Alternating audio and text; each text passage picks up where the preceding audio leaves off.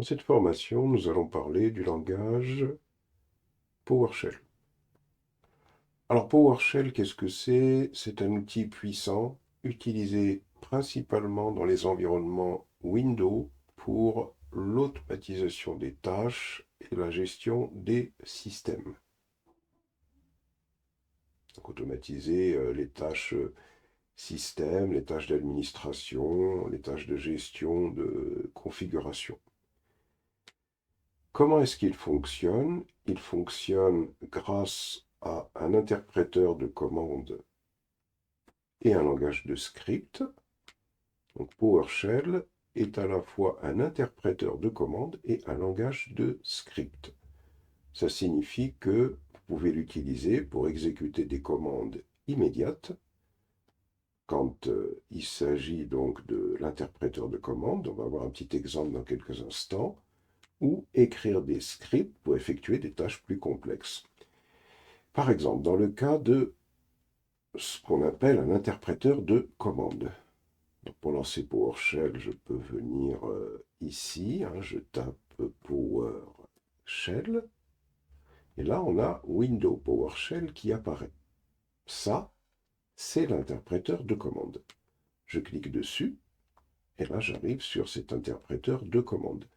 Ça veut dire donc que on peut l'utiliser pour exécuter des commandes immédiates. C'est ça que ça veut dire interpréteur de commande. Un exemple, par exemple ici, on me dit que je peux utiliser la commande get-child item qui va me permettre d'afficher, donc ça c'est une commande de PowerShell, ça va me permettre d'afficher l'ensemble des fichiers qui existent dans un répertoire donné. Alors pour qu'on puisse l'appliquer, donc ce qu'on va faire, on va faire un dir ici pour voir un peu les, euh, les dossiers qui existent. Donc vous n'avez pas les mêmes dossiers que moi, faites attention.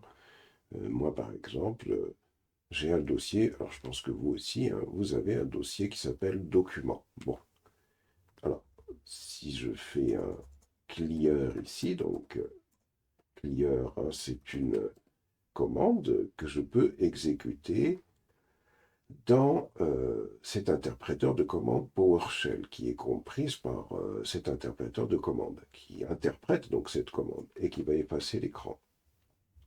Si je fais un dir et je mets document, donc il y a des fichiers dans ce dossier, je refais un clear, je réécris clear pour effacer l'écran. Et là, je peux utiliser cette commande. Par exemple, ici, je vais demander à utiliser cette commande PowerShell dans l'interpréteur de commande pour m'afficher tous les documents qu'il y a dans le dossier document. Je reviens sur l'interpréteur de commande, je colle. Alors, il me dit que ce chemin d'accès n'est pas trouvé, donc c'est normal parce que le chemin d'accès de document, c'est pas C2 points, c'est tout ce dossier-là. Donc faites bien attention, vous avez sûrement le dossier C2.user.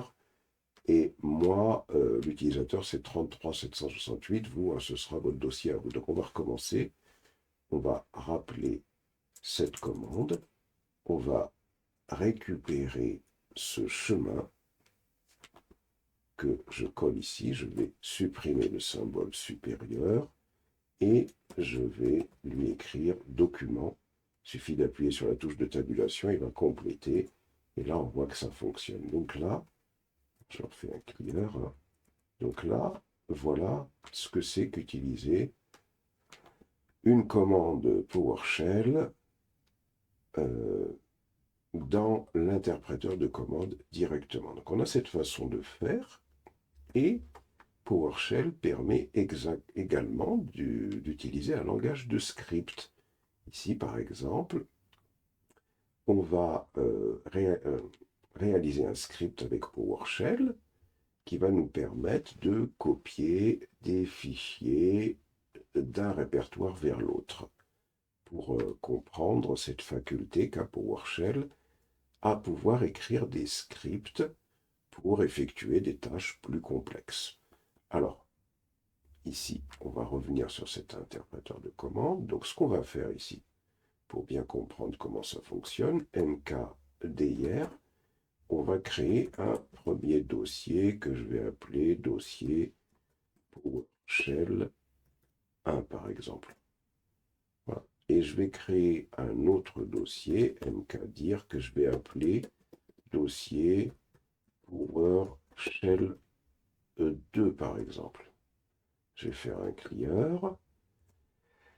Alors, dans le dossier PowerShell 1, je vais créer des fichiers. Pour ça, je vais tout simplement, par exemple, ici, alors je vais supprimer. Je peux créer un fichier. Alors, pour ça, je peux tout simplement utiliser la commande note. Je vais peut-être d'abord me positionner. On va se positionner dans le dossier PowerShell 1 pour que ce soit plus simple. On va faire CD. Alors, on va faire CD. On va faire plutôt Notepad. Notepad. Dossier PowerShell 1. Et je vais créer un premier fichier que je vais appeler fichier 1.txt. Voilà. Je fais oui ici. Et je vais créer mon premier fichier. Je sauvegarde et je ferme. Donc si bien sûr je fais un dir dossier, attention, dossier PowerShell, hop, j'ai bien ce fichier qui est là. Alors, je vais en créer un autre, hein. Comme ça on en aura plusieurs. Je vais créer le fichier dans le même dossier, Notepad dossier PowerShell 1, fichier 2.txt, j'en crée un deuxième, mon fichier PowerShell 2. Je sauvegarde. Et bien sûr, hein, je vérifie, hein, dire dossier PowerShell 1 et j'ai bien ces deux fichiers qui sont là. Et notre problème à nous, c'est de créer un script qui va copier les fichiers, ces fichiers-là dans le dossier PowerShell 2. Hein, si on fait un dir du dossier PowerShell 2, on voit qu'il n'y a rien à l'intérieur. Alors, on va pour ça faire un... On va créer un script. Allez, on va aller dans... On va créer un script. On peut le créer directement ici, un script PowerShell.ps1. Il faut lui donner une extension au script au script que l'on est en train de créer. On valide. Voilà. On va aller récupérer le script qui est là pour essayer de comprendre un petit peu. Je vais venir ici sur ce document PowerShell que je suis en train d'écrire. Donc l'objectif, hein, c'est de, alors on revient ici, hein, c'est de copier des fichiers du dossier PowerShell 1, qui est ici, hein, je vais le récupérer, hein, bouton droit. Donc l'objectif, c'est de copier avec un script les fichiers qu'il y a dans ce dossier PowerShell 1 dans le dossier PowerShell 2, hein, pour comprendre comment on crée des scripts sous PowerShell. Et donc, ça signifie tout simplement que je vais d'abord définir les chemins sources et cibles. Alors, les chemins sources et cibles. Alors, le chemin source, je vais commencer à mettre dossier PowerShell 1 ici. Le dossier cible, ça va être le dossier PowerShell 2. Ensuite, ici, il faut que j'aille récupérer le chemin complet pour pouvoir le positionner à ce niveau-là. Voilà, comme ça. Et là aussi, il faut que je le positionne ici. Alors, pour s'assurer qu'on ne s'est pas trompé, vous récupérez, vous voyez, il faut récupérer tout ce dossier, CTRL-C, Et là, il suffit de faire ici un dire. Vous collez pour vous assurer que ce chemin est bien fonctionnel. Et ici, je vais récupérer ce chemin, je fais un dire et je colle pour m'assurer que le chemin est bien fonctionnel. Il n'y a pas d'erreur qui apparaît, donc c'est parfait. On revient donc pour pouvoir expliquer comment on crée des scripts sur PowerShell sur ce premier exemple. On va exécuter alors dans quelques instants ce premier exemple dont l'objectif est de copier les fichiers qu'il y a dans le dossier PowerShell 1, dossier PowerShell 1 qu'on a créé tout à l'heure, dans le dossier PowerShell 2. Et donc, pour ça, je vais créer un script dans lequel je définis une première variable qui s'appelle $sourcePath, qui va être initialisée avec le chemin vers le dossier source qui contient les fichiers à copier. Je crée une deuxième variable qui va être initialisée avec le chemin vers le dossier cible vers lequel je dois copier les fichiers.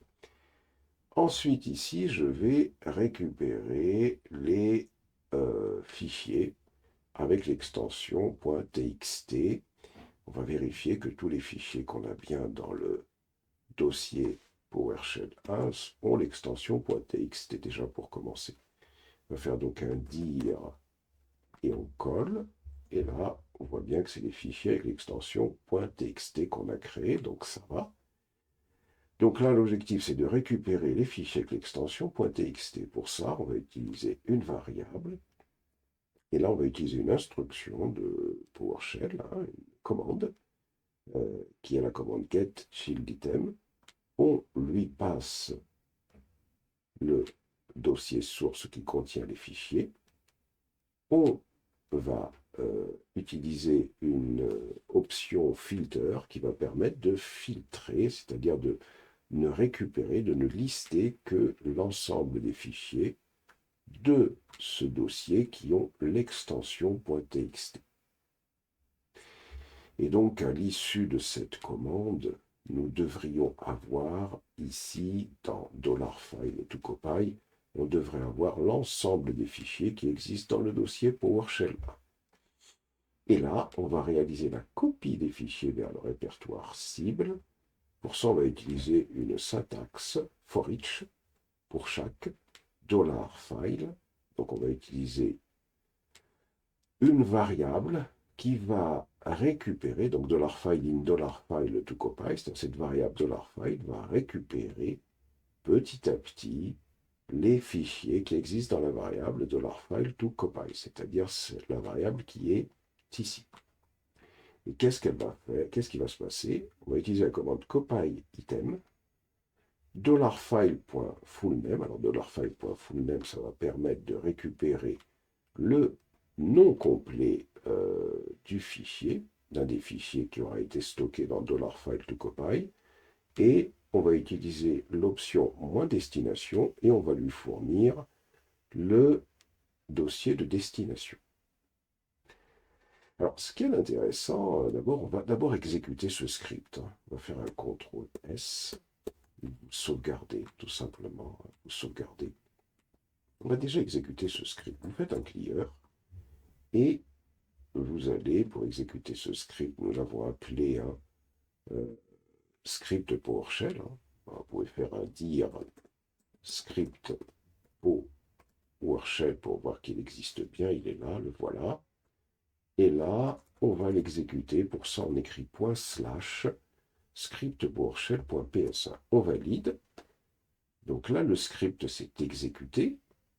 On va vérifier qu'il s'est bien exécuté. Donc, s'il a bien fonctionné, ça veut dire que quand je vais lister l'ensemble des fichiers qu'il y a dans le dossier PowerShell 2, eh bien, je vais retrouver les fichiers .txt. Donc, là, ce qu'on vient d'illustrer, c'est illustrer cette définition dans laquelle on dit que PowerShell est un interpréteur de commandes. Donc, on l'a bien utilisé comme interpréteur de commandes quand on a utilisé cette commande, mais qui permet également de qui permet également de réaliser des scripts, donc c'est un langage de script. Et là, on vient de comprendre une chose, c'est que PowerShell, c'est un langage qui est bien sûr assez complexe à prendre en main. Bien évidemment, dans la partie de la formation que je vais vous proposer, ça va consister à déjà prendre en main la syntaxe, pouvoir réaliser des scripts avec PowerShell, comprendre comment ça fonctionne, parce que effectivement, quand on voit une syntaxe comme celle-là, il faut la comprendre. Alors, ce qu'il y a d'intéressant, c'est que quand on regarde un script comme celui-là, c'est qu'on peut l'exécuter pas à pas. C'est-à-dire, je vais utiliser l'option comment dirais-je, interpréteur des commandes. Prenons par exemple les deux premières commandes qui sont là, ici. Je les récupère et je vais aller directement les exécuter dans l'invite de commande. Je les colle comme ça. Hop. Ce qu'il y a de bien, c'est qu'on peut aller explorer chaque variable. Tiens, on va aller voir qu'est-ce qu'il y a dans la variable $sourcePass. Et quand je l'exécute, on constate que dans la variable $sourcePass est bien partie, c'est-à-dire a été plutôt initialisée cette valeur. Si je regarde $targetPath, hop, je constate que c'est plutôt cette valeur-là qui a été initialisée. Donc on comprend, en allant exécuter les lignes une par une dans l'interpréteur de commande, ce qui s'est passé dans notre script. On vient de comprendre ce que vont faire ces deux premières lignes.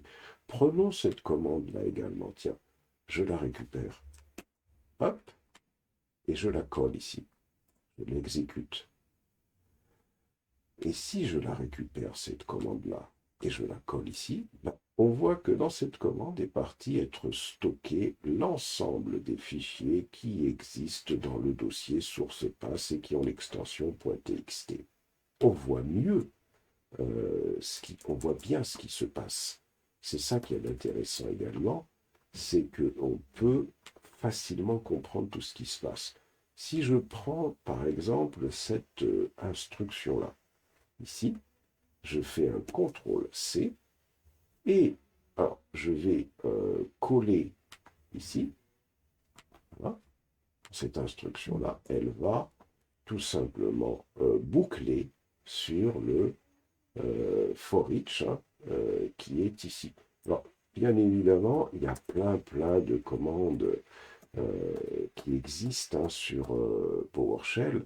Par exemple, si je prends l'instruction qu'on vient de voir là, write-host, cette instruction write-host, qui permet d'écrire quelque chose. Write-host bonjour, par exemple.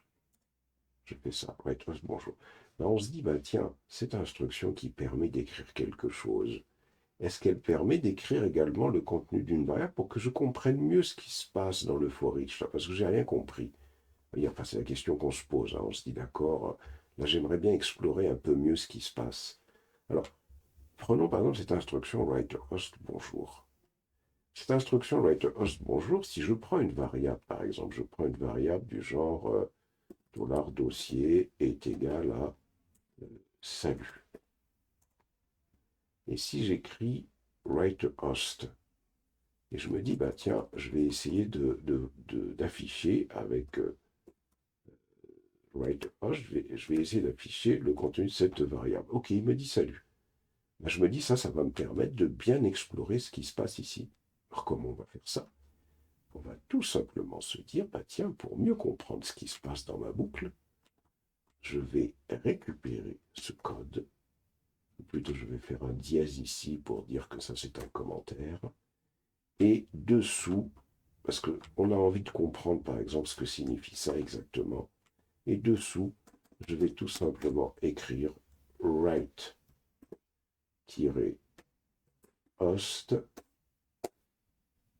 On peut faire par exemple ici, je vais coller $full-name, c'est-à-dire que là, ça va me faire une boucle, mais qui va m'afficher à chaque fois ce que signifie exactement cette syntaxe-là pour que je comprenne mieux. On récupère, on colle, je valide. Ah, ça c'est extraordinaire, ça vient de m'afficher le $file full name. En fin de compte, c'est tout le chemin vers l'ensemble des fichiers. Donc là, on comprend que bien maîtriser un langage comme PowerShell, ça passe par maîtriser déjà la syntaxe de base. Ça, c'est fondamental. C'est ce qui va être fait dans cette formation déjà avec des petits exemples. Donc déjà, là, on vient de comprendre un petit peu déjà à quoi sert PowerShell. Continuons.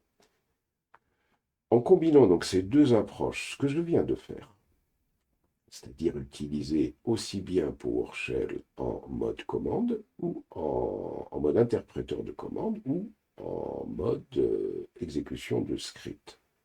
On peut profiter de la flexibilité de PowerShell en tant qu'interpréteur de commande pour des tâches ponctuelles, des petites tâches, et de son langage de script pour des tâches plus complexes et automatisées. Donc ça, c'est le, excusez-moi, le premier point avec PowerShell. Ensuite, PowerShell est basé sur ce qu'on appelle du .NET. .NET, c'est un framework. À quoi il sert ce framework? Ce framework, il sert à exprimer sous forme d'objets manipulables via PowerShell ou via des langages de programmation, il sert à exprimer absolument tout ce que l'on peut trouver dans le système Windows pour pouvoir manipuler cela, pour pouvoir automatiser tout cela. Par exemple, le système de fichiers Windows, on va pouvoir l'exprimer sous forme d'objets dans .NET. Par exemple, le réseau, par exemple, une base de données, etc., etc. Alors on va essayer d'en savoir un peu plus, parce que pour l'instant, bien sûr, c'est abstrait, c'est pas évident. PowerShell est construit sur le framework .NET de Microsoft. Cela signifie qu'il peut accéder, manipuler facilement les objets, les fonctionnalités disponibles dans l'écosystème .NET, ce qui le rend très puissant pour l'automatisation de tâches système. Alors dessous ici, ce que j'ai fait, j'ai rassemblé quelques objets .NET. Par exemple, le framework .NET propose l'objet system.io.file système-info. Cet objet représente un fichier ou un répertoire sur le système de fichiers. PowerShell peut l'utiliser pour manipuler des fichiers, des dossiers et effectuer des opérations telles que la copie, le déplacement et la suppression. Donc c'est grâce à cet objet qu'on peut manipuler le système de fichiers. On a un autre objet qui est proposé par .NET, c'est system.management.managementObject. Cet objet permet d'accéder aux informations de gestion du système, telles que les processus en cours d'exécution, les services, les utilisateurs. PowerShell peut l'utiliser pour interagir avec le WMI, Window Management Instrumentation, et à récupérer des informations système concernant la taille de la mémoire, par exemple, concernant la taille du disque dur, etc. Donc c'est grâce à cet objet de .NET qu'on peut faire toutes ces opérations avec PowerShell. Ensuite, on a d'autres objets, hein, par exemple, un petit peu après, on a le système.net.webclient. Cet objet permet de télécharger des fichiers ou des données à partir d'Internet en utilisant des protocoles HTTP ou FTP. PowerShell peut l'utiliser pour automatiser le téléchargement de fichiers à partir de sites web ou de serveurs FTP. Donc on voit que PowerShell peut agir avec les protocoles HTTP ou FTP. On a l'objet system.xml.xml documente. Cet objet représente un document XML et permet à PowerShell de manipuler des données XML telles que la création, la lecture, la modification et la suppression de nœuds XML. Donc PowerShell peut agir avec de l'XML grâce à cet objet. Allez, pour en citer deux autres, on a system.data.sql client.sql connection. Cet objet permet d'établir une connexion à une base de données SQL Server. PowerShell peut l'utiliser pour exécuter des requêtes SQL, récupérer des données et effectuer des opérations sur une base de données SQL Server. Donc c'est grâce à cet objet .NET qu'on peut interagir avec une base de données SQL Server, et enfin, pour en citer un dernier, mais il y en a beaucoup, beaucoup d'autres, hein, on a l'objet.net système.net.mail.smtp client. Cet objet permet d'envoyer des emails via un serveur SMTP. PowerShell peut l'utiliser pour automatiser l'envoi d'emails pour des notifications ou des rapports. Alors, là, il y a beaucoup, beaucoup d'objets.net, mais déjà, ce qui est intéressant, c'est que quand on les liste ici, on a une idée de ce que peut faire PowerShell. Il peut gérer le système de fichiers, il peut gérer les informations du système lui-même, les processus en cours d'exécution, la taille du disque dur, la mémoire, etc. On a la possibilité avec PowerShell de travailler avec les protocoles HTTP et FTP, donc d'automatiser pas mal de choses. On peut automatiser la manipulation de documents XML. On peut interagir avec une base de données SQL Server. Et enfin, on peut envoyer des mails avec SMTP client. On a ensuite autre chose qui vient avec PowerShell, ce qu'on appelle les CMDLET. Les CMDLET, commandelet, CMDLET ça veut dire commandelet, sont les commandes de base de PowerShell. Ils suivent une syntaxe verbe non, pour indiquer clairement ce qu'ils font. Alors par exemple, on a get-process, donc verbe non, verbe, et puis le nom process. C'est une CMDLET qui récupère des informations sur les processus en cours d'exécution sur votre système. On peut la récupérer pour tester par exemple cette CMDLET. Voilà, faire un cliqueur ici, et on va la coller. Attention, il ne faut pas coller le point 3, le 3 points. On valide, voilà. C'est bien une CMDLET qui récupère les processus s'exécutant sur notre système. Le nom du processus ici, la CPU utilisée ici, l'idée du processus ici. Donc ça, c'est une CMDLET qui suit le schéma verbe non.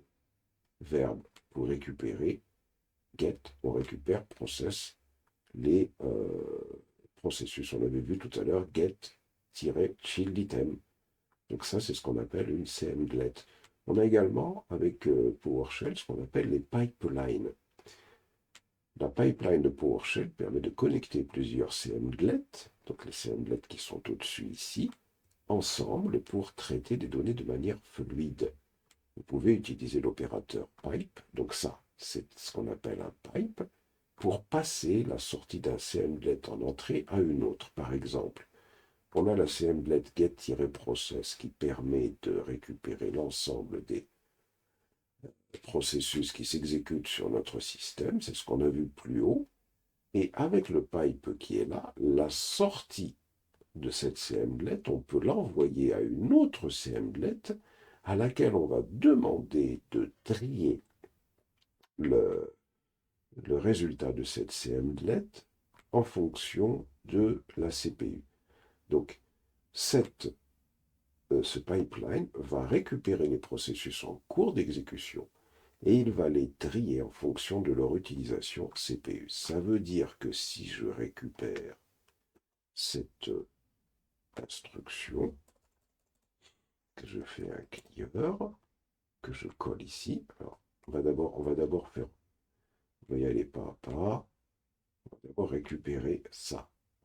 Ça, on a vu que ça permettait d'afficher la liste des processus. Alors on supprime le caractère ici. Ça permet d'afficher la liste des processus. Et là, si on remonte, on voudrait les trier par CPU ici. Donc ça veut dire que je vais récupérer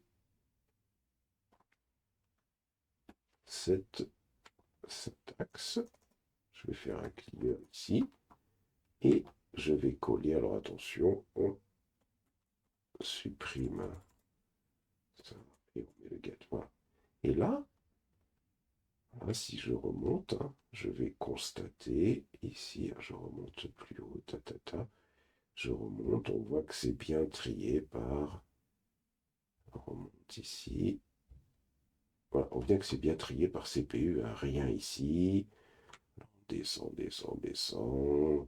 Et on voit que ça commence à être trié 0, 0,2, 0,3, 0,5, etc. Donc, c'est ça un pipeline. On a parfois envie d'avoir, sur une seule ligne, on peut avoir des choses, on peut construire des pipes très puissants. On a ce qu'on appelle les variables et les types de données, comme dans la plupart des langages de programmation. PowerShell prend en charge les variables et différents types de données tels que les chaînes de caractères, les nombres entiers, les nombres à virgule flottantes, les tableaux, etc. Bon, on ne va pas tous les voir, mais dans la formation proposée, on va voir certains types de données comme les chaînes, les nombres entiers et les tableaux.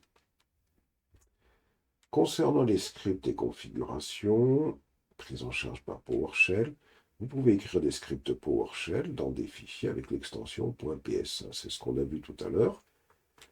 Ces scripts peuvent être utilisés pour automatiser des tâches récurrentes, effectuer des opérations complexes ou configurer des systèmes. C'est ce qu'on a vu tout à l'heure.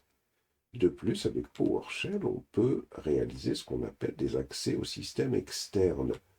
PowerShell offre également des fonctionnalités pour accéder et interagir avec des systèmes externes, tels que des bases de données, des services web, des registres Windows, des fichiers, etc. On va en voir quelques-uns dans notre formation.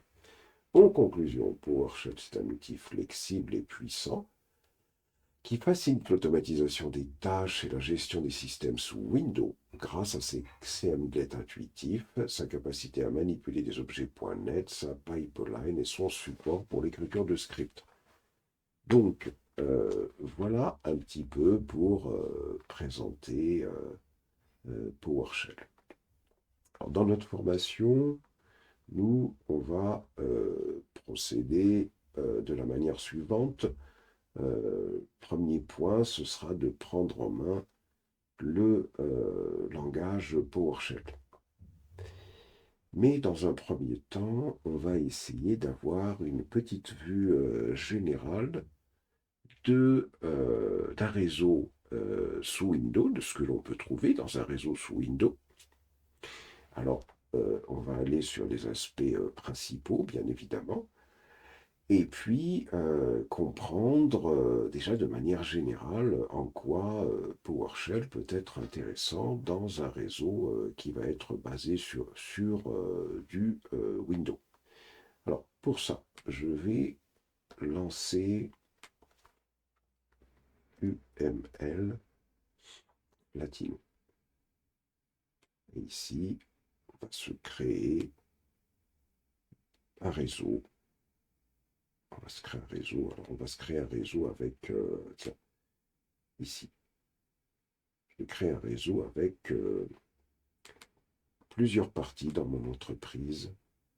Je vais avoir un premier réseau ici. Ça, c'est un réseau. Et dans une entreprise, et ce que je souhaiterais faire, c'est voir un peu les différents de grosses parties qu'on peut avoir dans notre réseau. Alors, ici, c'est des réseaux locaux d'entreprise. Donc, je suis dans une entreprise à ce niveau-là. Dans ce réseau, je peux avoir ce qu'on appelle dans une entreprise, ce qu'on appelle un annuaire. Alors, un annuaire, qu'est-ce que c'est? C'est un composant qui va permettre de centraliser la gestion de tous les composants du réseau.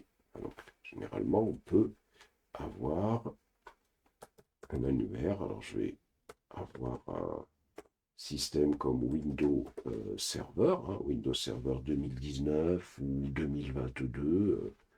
Et sur ce système Windows Server, on peut installer ce qu'on appelle un annuaire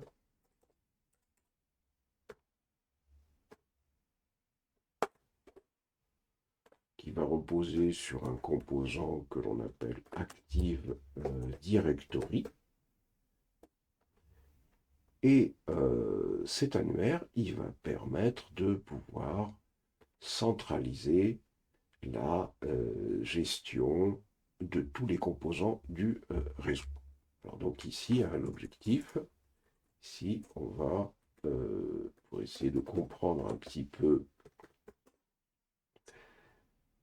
présentation générale d'un réseau d'entreprise avec avec, on va dire, les principaux, voilà, services Microsoft.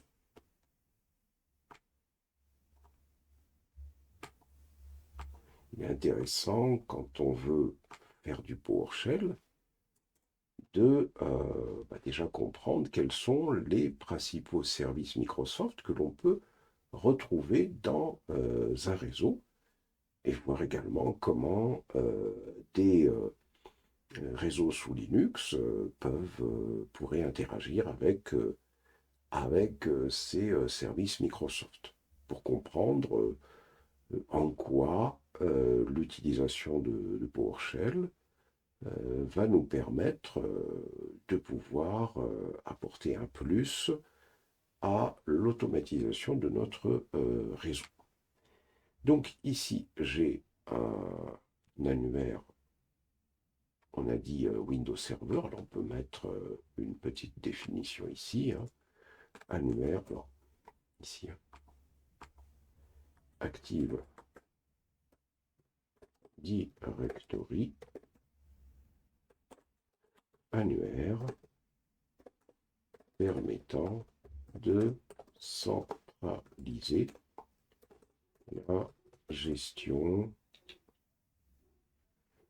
de tous les composants du réseau. C'est peut-être un des outils que l'on retrouve quasiment tout le temps dans les entreprises lorsqu'on met un système basé sur Microsoft en place.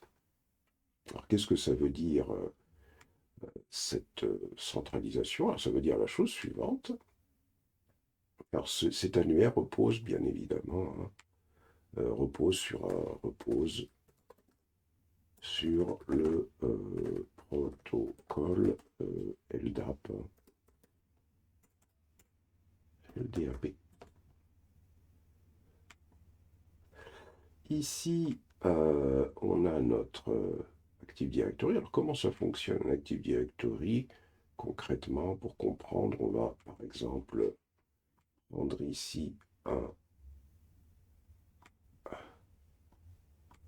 Alors d'abord, pour qu'un Active Directory fonctionne, il faut qu'il y ait ce qu'on appelle un serveur DNS qui existe. Serveur DNS, retient un petit peu l'appellation, DNS,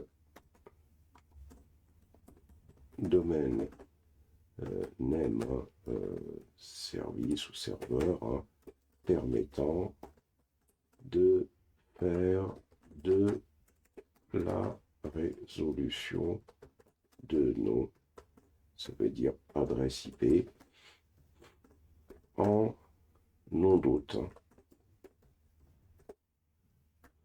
et un versement. Voilà. Ici, donc, si je prends par exemple un ordinateur Windows 11,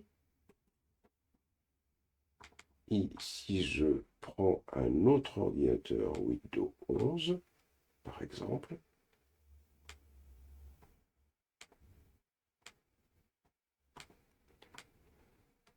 ces deux ordinateurs Windows 11, il y a des procédures qui vont permettre de les rattacher à ce qu'on appelle à ce contrôleur de domaine sous Active Directory. Contrôleur de domaine, contrôleur de domaine sous Microsoft, hein, c'est un serveur Windows Server qui héberge les services Active Directory. C'est ça, un contrôleur de domaine. Comme ça. Et donc, en l'occurrence, ici, on a Active Directory. Donc là, on a un contrôleur de domaine. Et donc, généralement, il y a une procédure dans un réseau Microsoft dans lequel on souhaite centraliser la gestion de tous les composants du réseau. Il y a une procédure qui va permettre d'intégrer, voilà, une procédure qui va permettre d'intégrer les différents ordinateurs au domaine. On les intègre comment? Tout simplement en... Alors comment on intègre les ordinateurs au domaine? On va les intégrer tout simplement en leur faisant rejoindre le domaine. Il y a dans Windows, hein, si je vais par exemple ici, hein, juste pour jeter un petit coup d'œil, ici, si je vais sur panneau de configuration,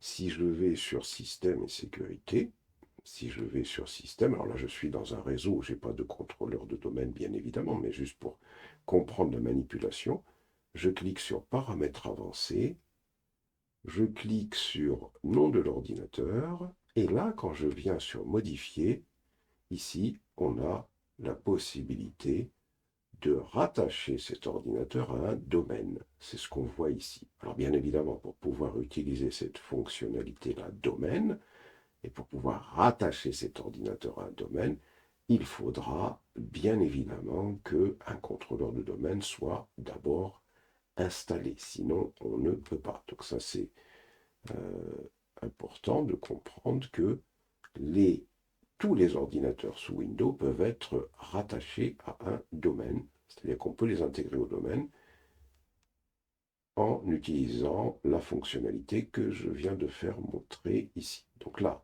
il y a une chose qui est importante à comprendre, c'est que quand on est dans un environnement comme celui-là, hein, dans un environnement qui intègre un contrôleur de domaine, on peut rattacher un ordinateur Windows 11 ou autre, hein, prenons Windows 11 à un domaine. Ça veut dire quoi? Ça veut dire quoi? Ça veut dire que lorsque on souhaite utiliser des ressources du réseau géré par Active Directory, il faudra que l'on s'authentifie dans le domaine. S'authentifie dans le domaine. Ça veut dire quoi? Ça veut dire que, si je reviens sur ce schéma, ça veut dire que quand on n'est pas dans un domaine, comme vous actuellement, quand vous voulez vous connecter à cette machine Windows, vous saisissez un login et un password, et ce login et ce password vont être vont être contrôlés par votre Windows 11 ici, hein, pour savoir si c'est le bon login et le bon password, mais par le Windows 11. Ils vont être contrôlés localement. Quand vous intégrez des machines au domaine, ça veut dire que quand vous souhaitez vous connecter au domaine et utiliser des ressources du domaine, des ressources qui pourraient être sur un serveur que je vais placer à côté, par exemple ici, hein. Imaginons des ressources, même si c'est pas, voilà, même si c'est pas très sécurisé. Bon, je vais le faire comme ça. Par exemple, supposons que j'ai un serveur ici. C'est un serveur de fichiers, par exemple. Si j'ai un serveur de fichiers qui lui aussi est raccordé à ce contrôleur de domaine, eh bien, pour que mes machines Windows 11 puissent utiliser les ressources qui sont sur ce serveur de fichiers, qui lui aussi est contrôlé par Active Directory, il faudra que ces machines s'authentifient sur le serveur. C'est-à-dire que, comme on les aura raccordées à ce domaine géré par Active Directory, eh bien, lorsque vous allez saisir un login et un password, ce login et ce password ne seront pas contrôlés sur Windows 11, mais ils seront contrôlés sur le serveur Active Directory. Si, pas de problème, le login et le password sont OK, on va donner l'accès à ces machines Windows, à toutes les ressources sur lesquelles elles auront des droits dans le réseau. Par exemple, elles pourront avoir accès à ce serveur de fichiers, à certains répertoires sur lesquels elles auront la permission. Elles pourront avoir accès à certaines imprimantes également. Elles pourront avoir accès à des applications qui seront gérées par Active Directory. Tout va être géré de manière centralisée. Toutes les autorisations et les permissions seront gérées de manière centralisée par cet annuaire. Donc ça, on va le dire ici. Donc, bien évidemment, donc dans cet environnement, les machines Windows 11, Windows ou autres d'ailleurs, devront s'authentifier sur le réseau dans Active Directory. Si les logins et passwords saisis existent dans l'annuaire, alors on donnera, alors Active Directory, alors Active Directory, on va le dire comme ça, donnera l'autorisation aux machines Windows 11 de se connecter au réseau et d'avoir accès aux ressources sur lesquelles on aura attribué des autorisations aux utilisateurs. Et ça, c'est très intéressant d'avoir cette gestion centralisée. Ça veut dire que ici, par exemple, je pourrais, dans Active Directory, à ce niveau-là, je pourrais créer l'utilisateur Mousse. Je pourrais lui donner un mot de passe 1, 2, 3, par exemple.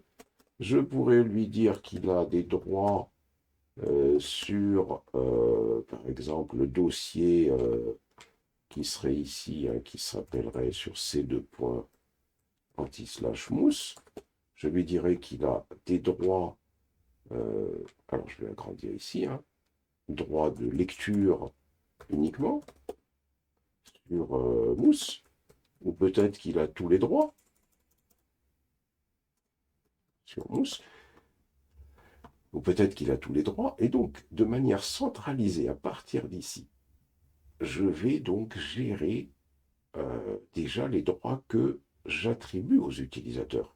Mais je pourrais également donner des droits sur les ordinateurs. Par exemple, cet ordinateur s'appelle Computer 1, et celui-là s'appelle Computer 2. Même chose, donc je pourrais donner des droits ici, directement, de manière centralisée. À Computer 1, je pourrais lui donner des droits. Et à Computer 2, je pourrais lui donner des droits. Et donc ça, c'est une façon de pouvoir centraliser l'administration des différentes machines qui existent sur le réseau. Donc voilà, déjà présenté globalement, à quoi sert Active Directory euh, dans un environnement dans lequel on a des machines Windows. Alors mieux que ça encore, si par exemple j'ai d'autres types de machines dans mon réseau, on va venir ici, par exemple je mets en place un serveur GitLab, un serveur Jenkins, on va écrire un serveur SonarCube par exemple. Si je mets en place un serveur GitLab, si je mets en place un serveur Jenkins, et si je mets en place un serveur SonarCube, par exemple, eh bien, je pourrais me dire, bah tiens, moi je souhaiterais que les utilisateurs, quand ils s'authentifient ici, cette authentification soit gérée sur Active Directory. Même chose pour Jenkins, même chose pour SonarCube. Ça veut dire que je pourrais donc centraliser également ce type d'authentification.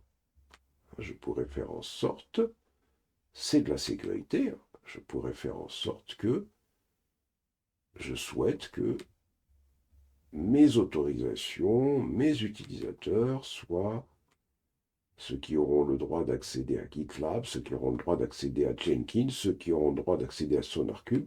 Je souhaiterais gérer cette autorisation à partir d'un annuaire Active Directory.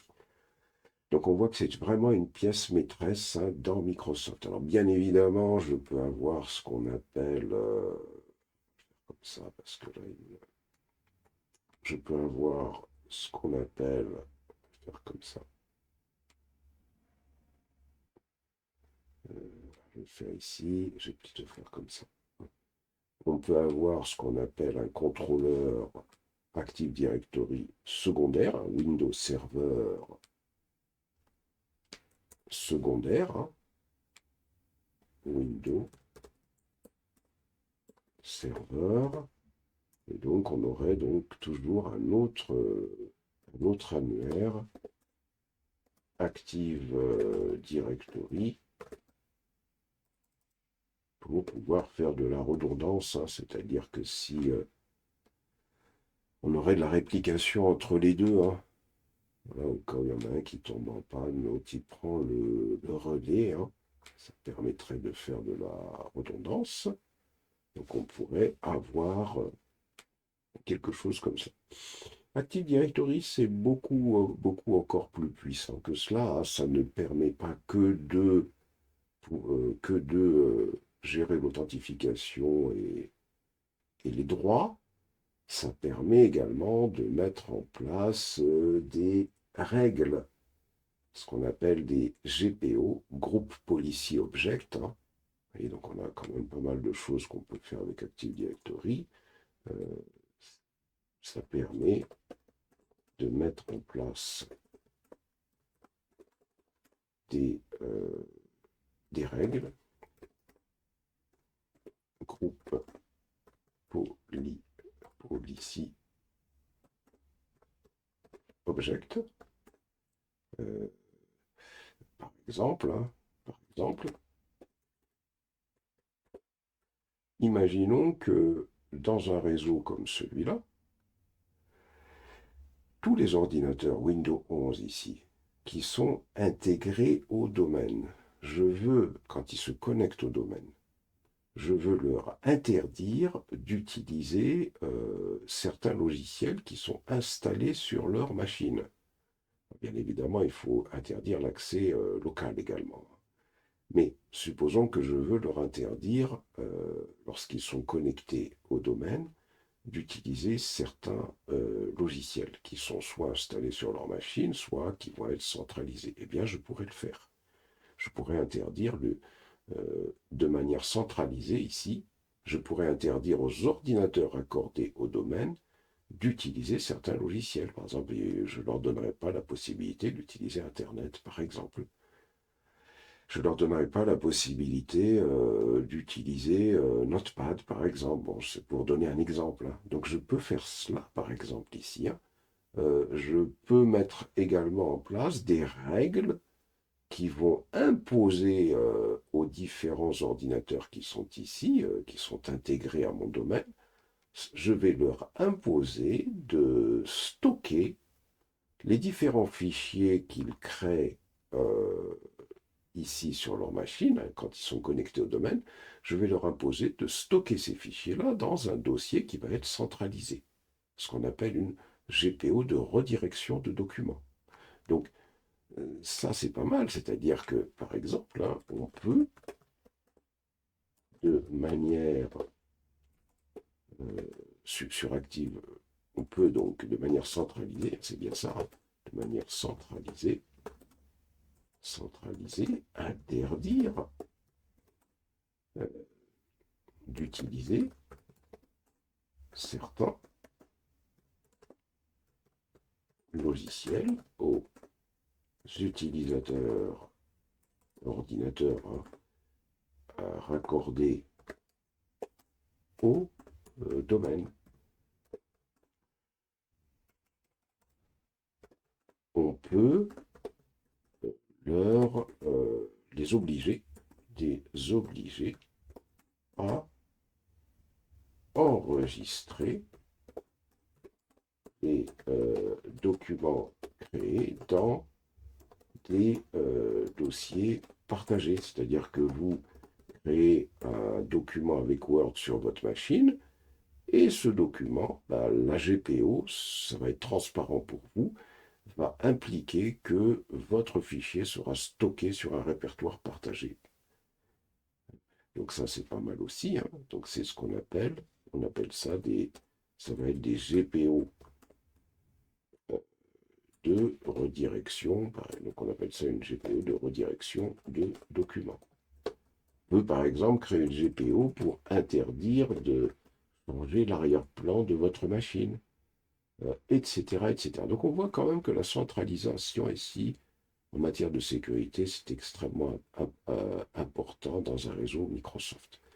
Et enfin, peut-être pour terminer, parce que c'est un sujet très vaste, l'objectif dans notre formation, c'est déjà d'avoir une idée des réseaux Microsoft, de ce qui est vraiment vital et important comme service.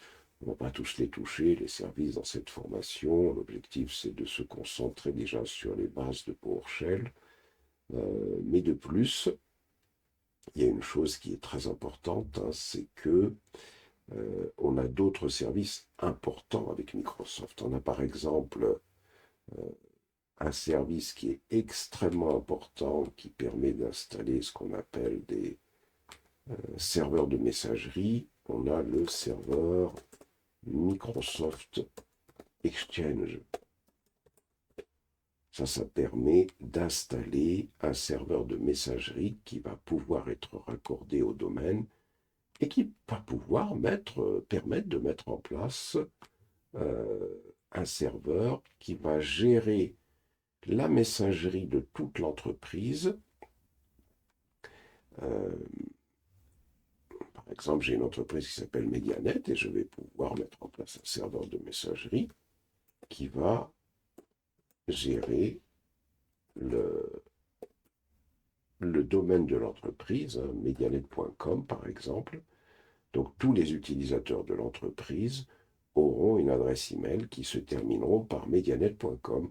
Donc un serveur de messagerie comme celui qui existe sur Gmail, sur Yahoo, sur d'autres serveurs, hein, qui existent et qu'on va pouvoir installer dans notre environnement Microsoft. Donc ça, c'est vraiment également un composant très important des réseaux Microsoft. Alors, ici, bien évidemment, quand on met en place un contrôleur de domaine, on définit ce qu'on appelle un domaine. Et un domaine, on lui donne un nom, hein, c'est-à-dire que ce domaine, par exemple ici, pourrait être le domaine medianet.com.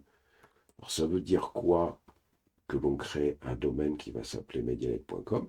Ben, ça veut dire que tous les ordinateurs de ce domaine, Computer 1 et Computer 2, lorsqu'ils seront intégrés au domaine, ils auront l'extension medianet.com. C'est-à-dire que Computer 1, quand il sera intégré au domaine, en réalité s'appellera computer1.medianet.com.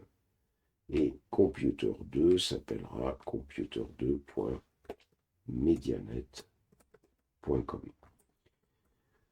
Alors, dans la vidéo que je vous proposerai au fur et à mesure que vous avancerez dans la formation, on verra une manipulation pour créer un contrôleur de domaine manuellement et intégrer des machines Windows dans un contrôleur de domaine, hein, pour ceux qui ne connaissent pas. Ensuite, ici, donc, alors pour poursuivre, alors Microsoft Exchange, par contre, on n'en parlera pas dans cette formation, ça c'est pas possible, il n'y a pas le temps, mais pour expliquer déjà globalement ce qu'on trouve. Et puis peut-être pour terminer avec cela, on a également dans Windows, dans l'environnement Windows, un autre service, beaucoup de services importants bien sûr, hein. On a en particulier la base de données propre à Microsoft, hein, la base de données SQL, SQL Server. On a également des technologies qui sont propres à Microsoft, hein, comme .NET par exemple. Euh, .NET par exemple. On a également des serveurs web qui sont propres à Microsoft, hein. On a Apache dans le monde open source, hein, mais on a par exemple un serveur qui est propre, serveur web qui est propre à Microsoft, c'est 2IS. Voilà pour effleurer un peu le monde Microsoft avec les serveurs importants. Bien sûr, il y a d'autres services, il y en a beaucoup. Mais comme l'objectif de cette formation se base essentiellement sur PowerShell, l'objectif ici, c'est de faire ressortir les services importants pour comprendre ceux avec lesquels on va travailler avec PowerShell dans notre formation, pour pouvoir comprendre comment on pourrait s'utiliser un outil comme PowerShell dans un environnement où il y aurait un Active Directory, par exemple, avec quelques exemples. Ensuite, également pour parler de tout l'écosystème qui peut exister avec Microsoft. Bien sûr, ce ne serait pas complet ce que je viens d'expliquer ici si on ne parlait pas du fait que Azure Cloud, hein, c'est beaucoup orienté Microsoft, hein. C'est-à-dire que sur la plateforme Azure, bien sûr, on peut faire du Linux, hein, et tout, mais sur cette plateforme Azure, je vais la mettre ici, hein, je vais faire peut-être structurer le déploiement, peut-être diminuer ici, hein, sur la plateforme Azure Cloud. Nous, on a parlé de AWS, mais sur la plateforme Azure Cloud, quand vous êtes sur Azure Cloud, hein, beaucoup de services, hein, sont proposés pour mettre des serveurs Active Directory en place, des serveurs Exchange, enfin tous les outils Microsoft, hein. On peut mettre tous les services Microsoft. Alors, bien sûr, on peut mettre tout ce qui est Linux, hein, tout ce qui est Kubernetes, etc. Mais sur Azure Cloud, on a, quand on souhaite travailler des environnements Microsoft, on a beaucoup de choses qui sont proposées concernant donc les services Microsoft. Alors, bien sûr, sur AWS également, on peut mettre tout ce qui est service Microsoft. mais sur Azure Cloud, on a beaucoup de services qui sont principalement orientés Microsoft. Donc ça, c'est pour présenter de manière globale comment peut se présenter un réseau dans lequel on intégrerait des services Microsoft. Alors si on reprend bien sûr ici, donc un des éléments principaux, c'est l'annuaire, un annuaire qui va permettre de centraliser la gestion de tous les composants du réseau, hein, c'est-à-dire que dans cet annuaire, on va pouvoir définir les permissions et les autorisations que l'on va affecter aux différents ordinateurs et aux différents utilisateurs.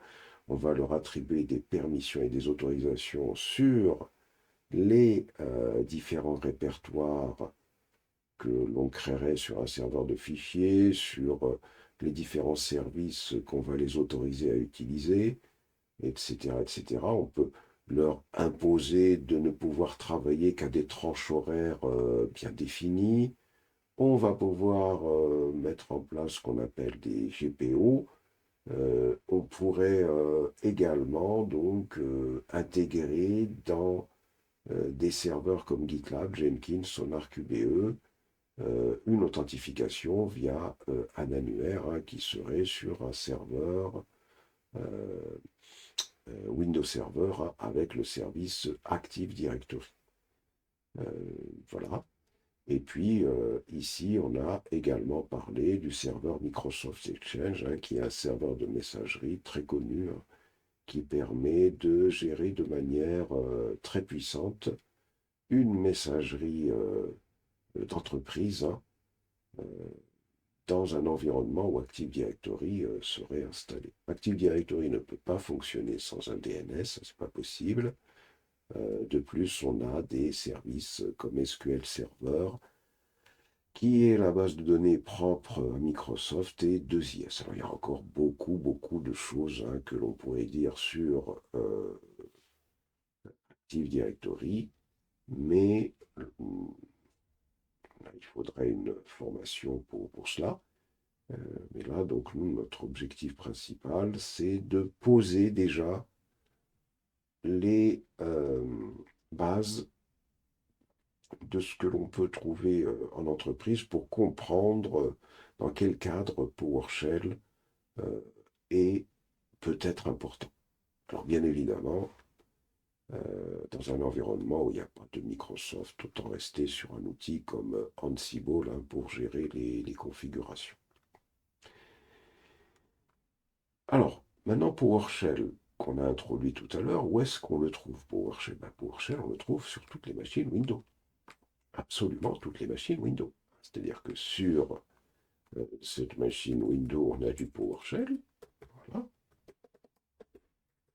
Sur cette machine Windows, on a du PowerShell, on a cette interface PowerShell, etc. Partout, on a la possibilité d'ouvrir une console PowerShell ou de créer des scripts avec PowerShell. Quelle que soit la machine sur laquelle on se connecte, on peut travailler avec PowerShell. Et mieux encore, hein, même sur Azure Cloud, on a du PowerShell. Voilà.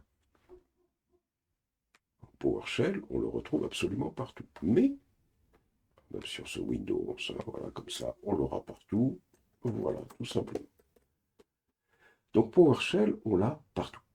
Je peux l'installer sur des machines Linux, hein, si je veux. Hein. PowerShell s'installe également sur des machines Linux. On peut l'installer sur des macOS. C'est possible. PowerShell peut s'installer absolument partout. Voilà.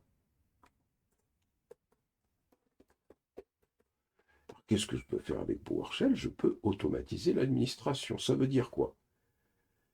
Ça veut dire, bah tiens, que si je souhaite que les ordinateurs Windows 11 qui sont ici, je souhaite automatiser leur configuration pour qu'elle soit intégrée à un contrôleur de domaine, je peux le faire. Au lieu de manuellement passer sur les machines pour pouvoir réaliser les commandes qui vont permettre de les intégrer dans un domaine, je peux automatiser ça avec un petit script.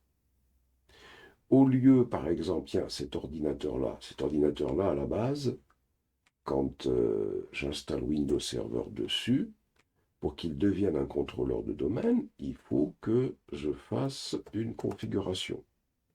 Il y a des commandes que je vais devoir réaliser, soit via l'interface graphique, soit via PowerShell. Donc, on voit déjà des choses intéressantes que l'on peut faire ici. C'est-à-dire que ici, avec PowerShell, on peut exécuter un script ou des commandes pour intégrer un ordinateur au domaine. Donc ça, c'est possible. Ou convertir, ou transformer plutôt, ou transformer un serveur en contrôleur de domaine. Pour donner déjà quelques cas. Sinon, il y a beaucoup plus de choses que ça qui sont possibles, bien évidemment. Mais pour parler déjà de ce que l'on pourrait faire ici. Je pourrais administrer un serveur Exchange. Alors ça, c'est une chose que je ne ferai pas dans cette formation. Je pourrais également administrer un serveur SQL, un serveur 2IS. Je ne le ferai pas également dans cette formation. On fera plutôt quelques manips autour d'Active Directory. Par exemple, ici, je pourrais, à partir d'un fichier, automatiser la création d'utilisateurs dans Active Directory. Avec login, password, je pourrais leur donner des droits, etc. etc. Donc ici, donc on peut automatiser la création d'utilisateurs dans Active Directory.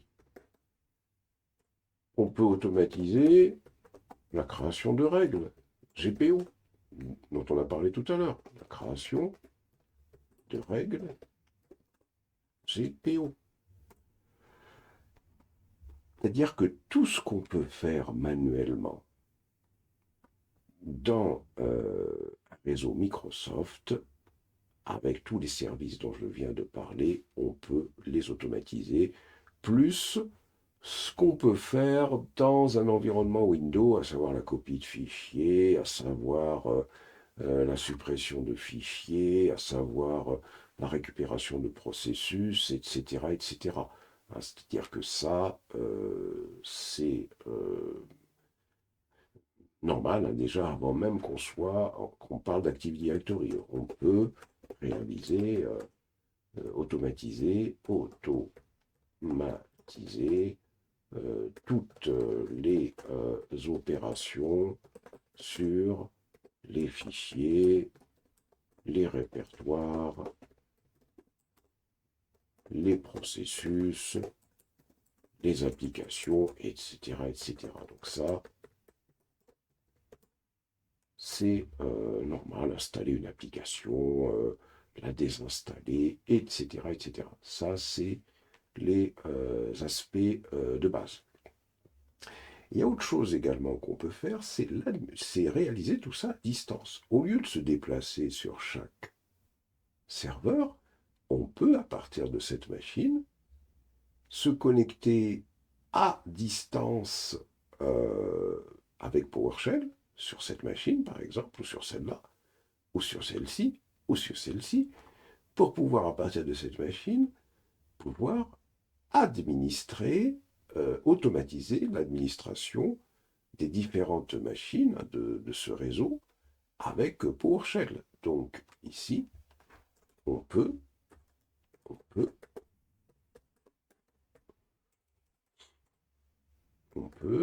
se connecter de manière distante aux machines pour automatiser les opérations sur les serveurs distants. Donc ça c'est pas mal aussi, hein, c'est-à-dire qu'on n'est pas obligé de se déplacer sur chaque machine une fois qu'on a fait les configurations nécessaires. Pas de problème, à partir de cette machine, on va pouvoir nous connecter à distance sur les machines du réseau hein, pour pouvoir faire donc les opérations d'automatisation à distance. On peut également faire la même chose sur Azure Cloud. C'est-à-dire que sur Azure Cloud, je peux me connecter à partir de cette machine sur Azure Cloud pour créer des machines virtuelles, pour créer un cluster Kubernetes, par exemple. Donc ici, on peut se connecter à distance sur Azure Cloud pour créer des machines virtuelles, par exemple, ou un cluster Kubernetes. Et on peut également, si on veut, faire exactement la même chose avec AWS. Ici, je vais mettre AWS à ce niveau-là. Là, je peux mettre AWS ici. Hop. Et sur AWS, je peux créer des machines virtuelles, je peux créer tous les composants qui ont été vus dans la formation cloud sur AWS. Donc ici, même chose, hein, à ce niveau-là, hop, on peut se connecter à distance hein, sur AWS pour créer des machines virtuelles sur AWS où tous les composants nécessaires, hein, que ce soit les VPC, que ce soit les réseaux, que ce soit les sous-réseaux, sous-réseaux, que ce soit un cluster Kubernetes, si on le veut. Voilà pour une présentation un peu globale d'un environnement avec les éléments nécessaires, les éléments principaux que l'on peut trouver dans un réseau Microsoft. Ça donne déjà une idée de concrètement ce que l'on peut faire avec PowerShell et comment on peut intégrer du PowerShell dans un projet. Par exemple, pour finir avec cela, les codes, les scripts PowerShell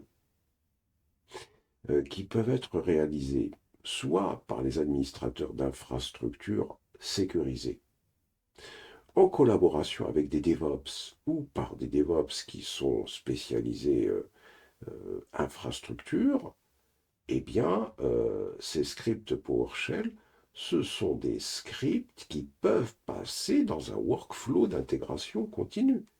Ça veut dire quoi cela?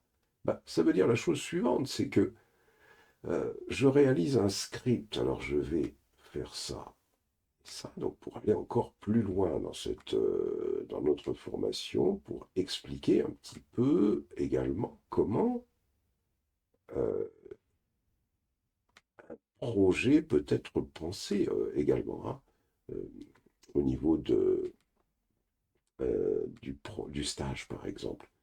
On peut très bien également avoir ici un poste de travail.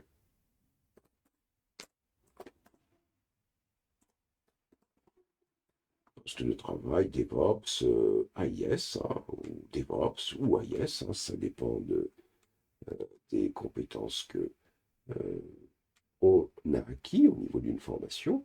Et ici, donc, sur ce poste de travail qui va bien évidemment,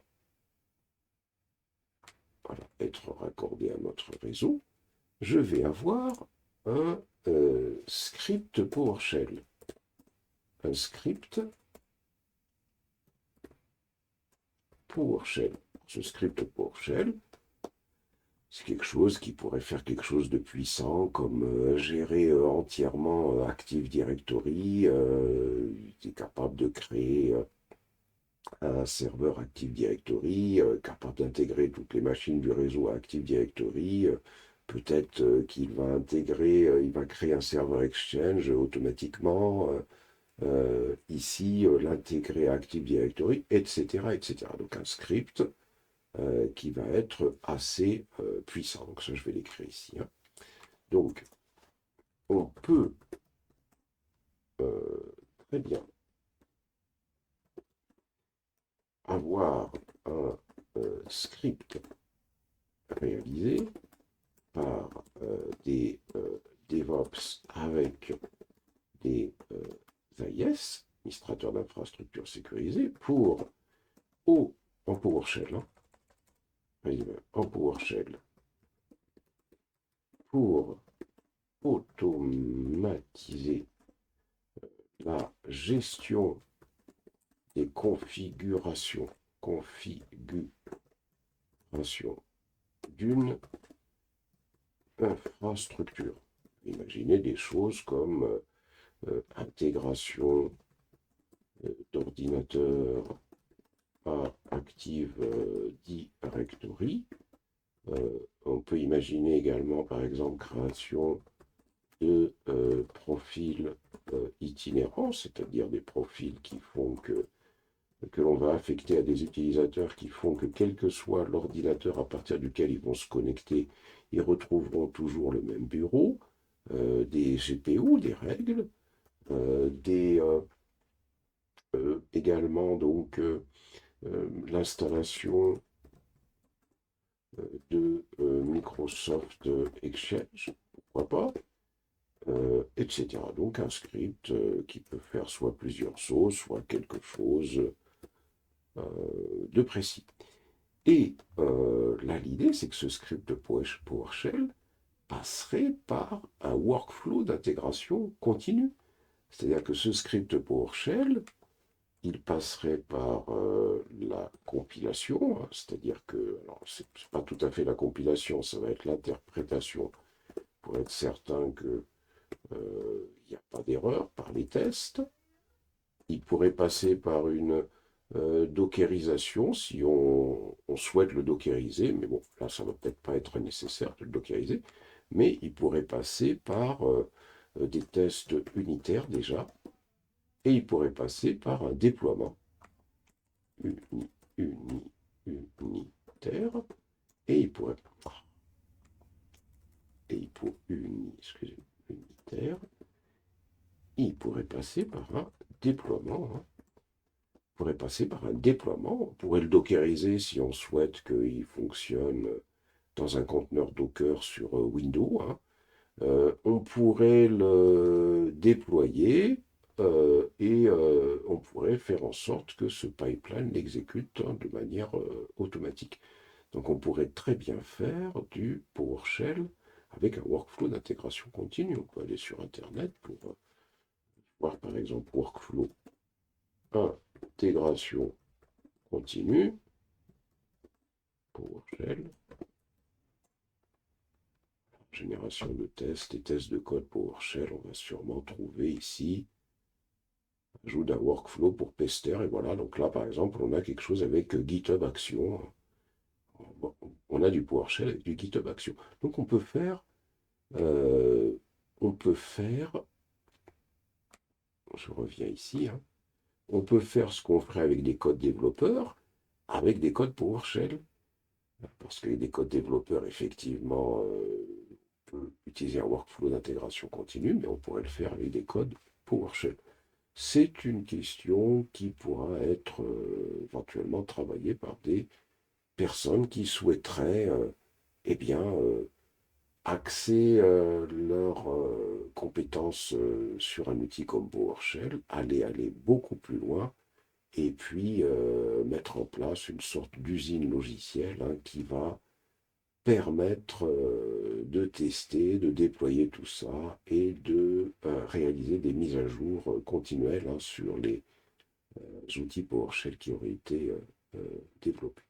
Et enfin, pour terminer, VS Code hein, sera de la partie, hein, c'est-à-dire que pour développer des logiciels, des scripts avec PowerShell, pour pouvoir administrer un réseau où il y aurait du Microsoft, eh bien, utilise un outil comme VS Code hein, qui est extrêmement utile pour pouvoir développer et débugger.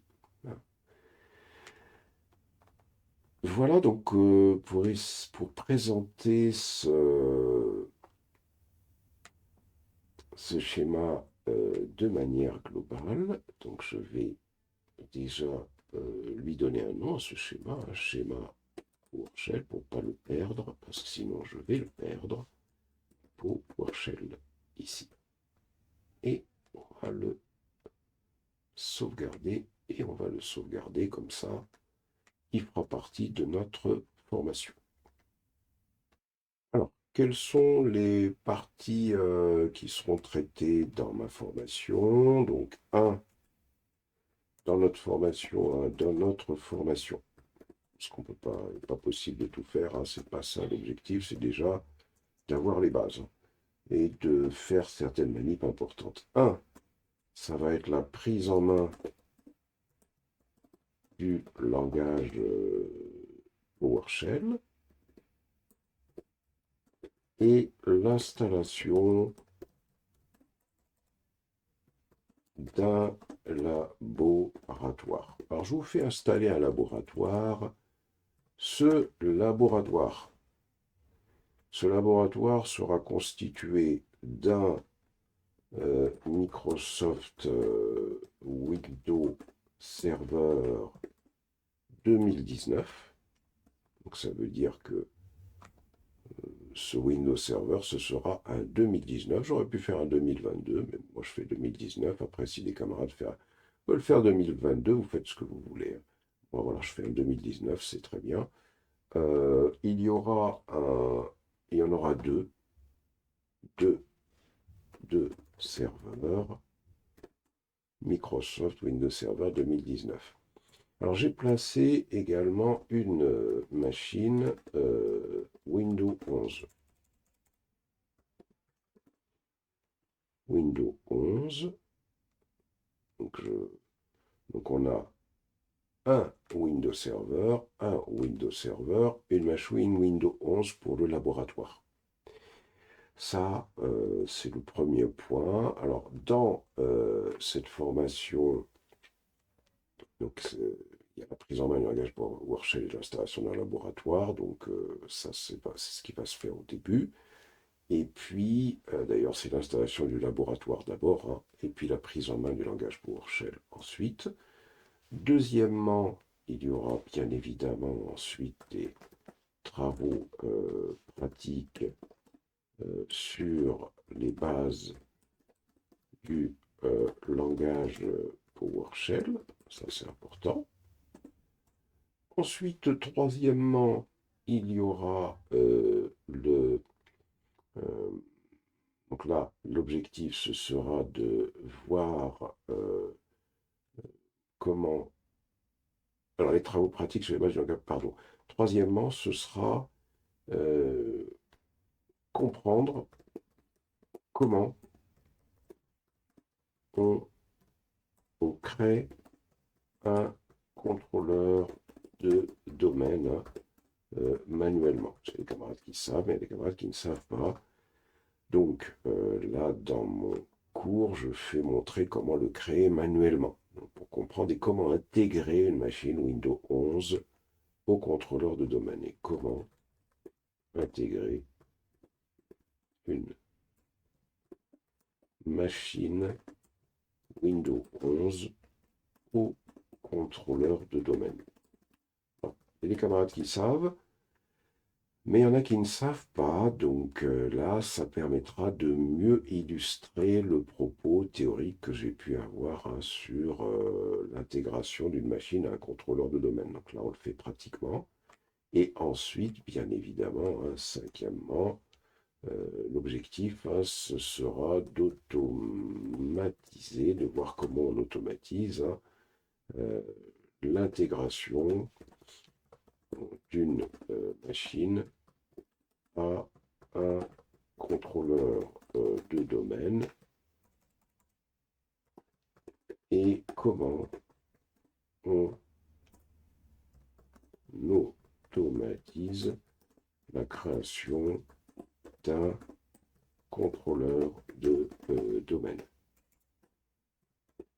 Et puis, quelques scripts avec le contrôleur de domaine. L'objectif, c'est surtout d'avoir les bases. Et quand on a compris comment tout ça fonctionne, eh bien, ensuite, on se pose les bonnes questions et au fur et à mesure qu'on maîtrise bien, parce qu'il faut également, bien sûr, maîtriser tous les aspects du réseau qu'on veut automatiser. Par exemple, euh, si on souhaitait automatiser l'administration d'un serveur Microsoft Exchange, faudrait-il l'installer manuellement, comprendre comment il fonctionne, comment on l'intègre, etc. Quelles sont toutes les opérations qu'on peut faire dessus avant de passer à l'automatisation. C'est le même principe pour Active Directory. Donc les administrateurs d'infrastructures sécurisées qui ont fait de l'Active Directory, des GPO, etc., pourront aller sur des travaux poussés avec PowerShell sur les aspects qui vont être liés à Active Directory. Euh, Par exemple, SQL Server, faut-il encore l'installer manuellement, le gérer manuellement, créer une base de données, etc., etc., pour comprendre comment est-ce qu'on peut automatiser avec PowerShell. Sinon, c'est pas possible.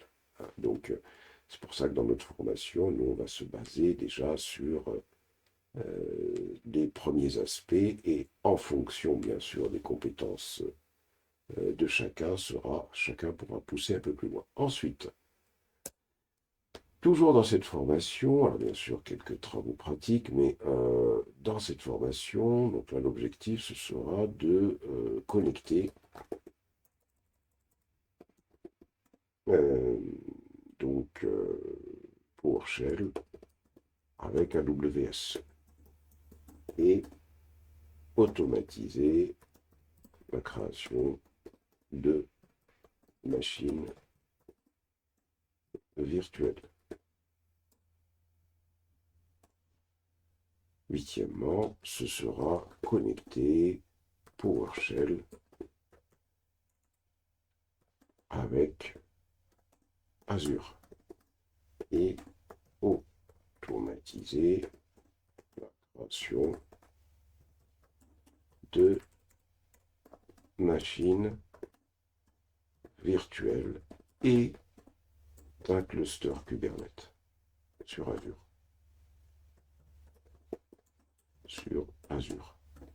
Là, pour lesquels on suivra juste une fois qu'on a compris comment ça se passe, un tutoriel pour comprendre tout ça. Et puis, bien sûr, après, on pourra définir des travaux pratiques sur lesquels vous allez réfléchir, des travaux pratiques qui pourraient être intégrés au projet fil rouge de chacune des filières. Voilà donc pour présenter un petit peu le processus de notre formation.